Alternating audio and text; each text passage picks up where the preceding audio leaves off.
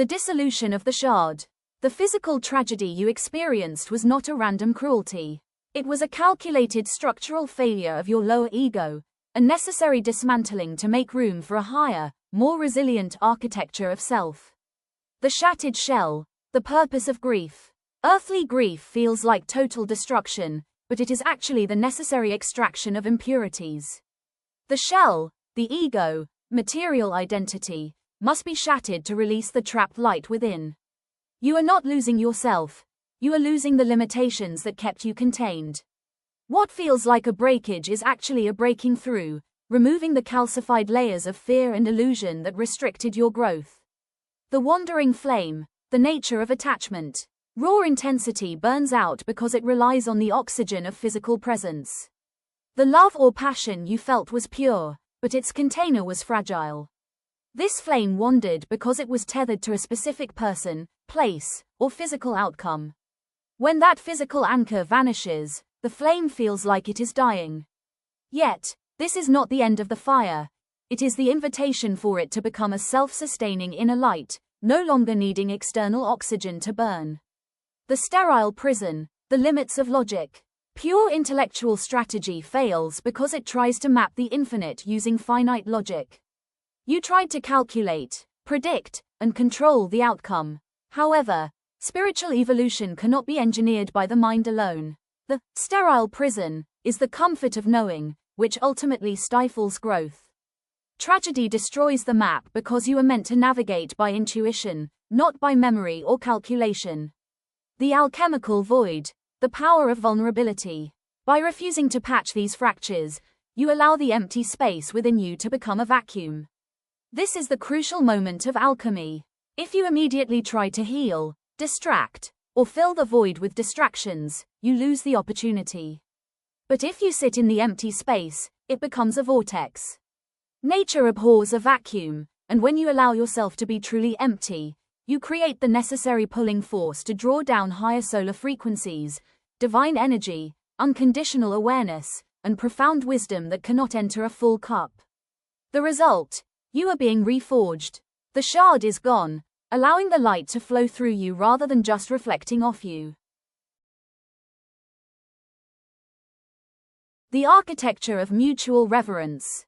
It defines a mature, high vibrational partnership, where two independent souls co-create, rather than codependently merge.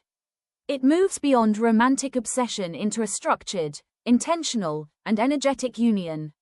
Sovereignty as anchored form. Sovereignty is not isolation. It is the ability to hold absolute form while under the pressure of a twin force. Many seek union to complete themselves, which leads to chasing, running, or enmeshment.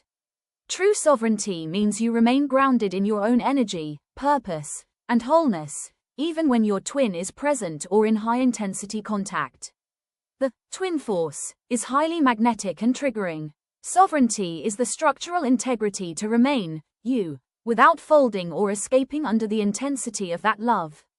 Primal fire sublimated. Your core passion is no longer allowed to bleed out into chaotic, temporary desires. Primal fire, Kundalini energy, often manifests initially as overwhelming, obsessive desire or emotional turmoil. Instead of using this energy to chase the twin, the energy is transmuted, raised from lower emotional centers to higher creative or spiritual pursuits. The passion is conserved and refined, turning chaotic, temporary desires into a sustained, constructive force that fuels both individuals' life missions. Sacred geometry applied. Your boundaries are now dictated by cosmic law, creating a clean, unshakable framework for alignment. Boundaries in this context are not selfish walls but cosmic laws, sacred geometry, that define the divine order of the relationship. This framework prevents the victim-victimizer dynamic. Both parties follow universal principles of respect and truth, removing drama. Just as the flower of life or Metatron's cube are perfect structures, the relationship is built on sacred patterns of equality, making the foundation stable. The twin currents. When two purified forces meet, they do not consume each other.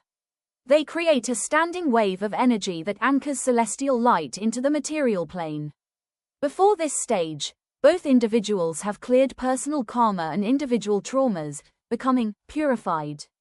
Because both are sovereign, they do not consume each other, feed off each other's energy, or rely on the other for happiness. Their meeting creates a unique, standing wave, a high-frequency, stable energetic frequency that exists between them, bridging the divine and the material. They become a beacon, grounding spiritual light into the physical world, the material plane, serving a higher collective purpose beyond their own union. The mechanics of assimilation, the collapse of the personal timeline. True dominion manifests only when you stop resisting the collapse of your personal timeline.